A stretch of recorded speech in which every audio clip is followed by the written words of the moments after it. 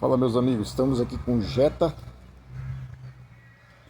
e esse carro chegou pra gente com barulho na porta. Nós detectamos o barulho aqui, o problema, né? Vimos que na blindagem, esse carro é blindado, tem uma peça descolada da blindagem, tá vendo?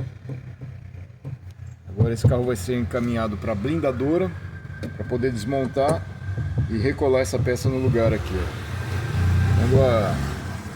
Quando as peças de blindagem nesse nível soltam, né, descolam, a gente não tem muito o que fazer a não ser encaminhar para a blindadora, que é a empresa mais indicada para fazer esse tipo de reparo, né?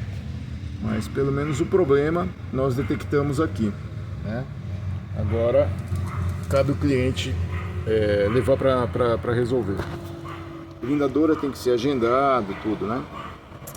Então é isso, pessoal.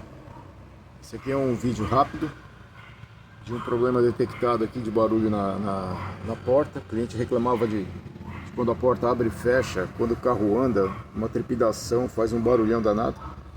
E é isso, né? Segue a gente aí, compartilha. Em breve a gente põe mais vídeos no canal. Valeu!